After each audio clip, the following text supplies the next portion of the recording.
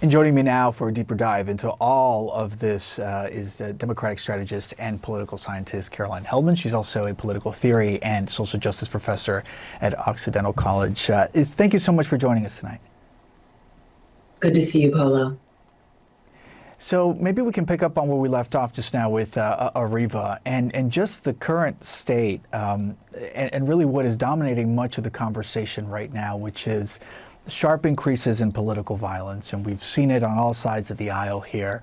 How does Saturday night shooting perhaps help shine an even brighter spotlight on previous concerns about that kind of violence?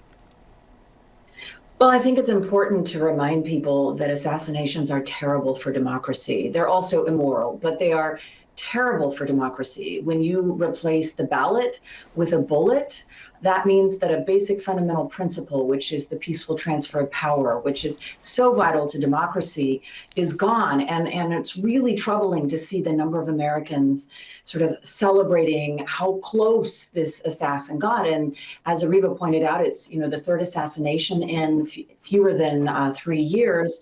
And it does bring up a lot of questions about security, but I think more fundamentally, questions about who we are as a nation if we are potentially celebrating the death of a president. And I'm sure you heard Leader Jeffries as well, and strongly condemning this level of political violence. What additional sort of comments and remarks would you like to hear, especially from Democrats, to do what they can to try to scale down the level of political violence that we've seen? Well, I think Democrats are in a tricky position because Donald Trump really is bending a lot of the rules and the norms. And for example, ICE targeting of American citizens, 2 of whom are dead. And so the Democrats are doing a very careful balance at the top of trying to tamp down rhetoric while also being hypercritical of civil rights issues and of human rights issues.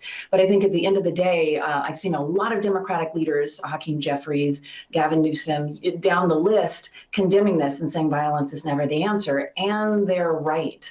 But how much that sinks in with the American public, we know that we're more polarized now in the United States than we've been in the century that we've been measuring it, since Gallup has been measuring it in the 30s, 1930s, that is, right, last century. And it is not just that we're divided, it's also that we believe that the other side is immoral. And so we've lost our ability to really do what democracies do so well, which is make collective majority decisions, not agreeing with everyone, but not seeing them as your mortal enemy. And so Donald Trump, let's be clear, has done more than any other political leader in modern political history to advance this division. And so I really think it's got to come from Donald Trump himself if we want to see this political violence and this division quelled.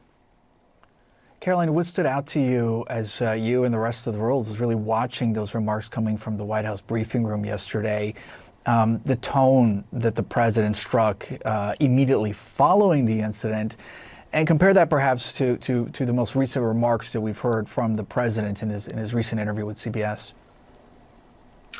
Well, it does feel like the obligation and the responsibility to tamp down the violent rhetoric is not front and center, right? Donald Trump has been comparing himself to great presidents as though, of course, he's facing this level of political violence because he's doing great things. He's, also talked a lot about the ballroom and the necessity to build it. Obviously, we need an investigation into why it is that a third active shooter got so close to the president. I don't care what they're saying out of the White House. It is clear that the alleged shooter should never have been that close to that event. So we've got the security concerns, but which Donald Trump is not so much addressing, but he's definitely not addressing the fact that this is a symptom of a broader issue with our culture. And I immediately thought, this is what about 390,000 school children have experienced. This is something that we have normalized with gun violence and our hypermasculinity, and tying that in with democracy and this kind of American masculinity that views guns as this rite of passage. Our easy access has made this a daily occurrence for so many Americans in a way that other people, as so many of your viewers know, They don't live this way in other countries. So this is a choice. So we need a policy response to address this. We need Donald Trump to condemn this. And we need the American public to recognize what this division has done to us as democratic citizens. I thought my colleague Brian Stelter put it pretty well, which was that the people in that ballroom, there's nothing special about what happened. It's simply that they're added now to a very long list of people who've experienced that level of trauma. Caroline Heldman, thank you so much, as always, for joining us. Thank you, Polo.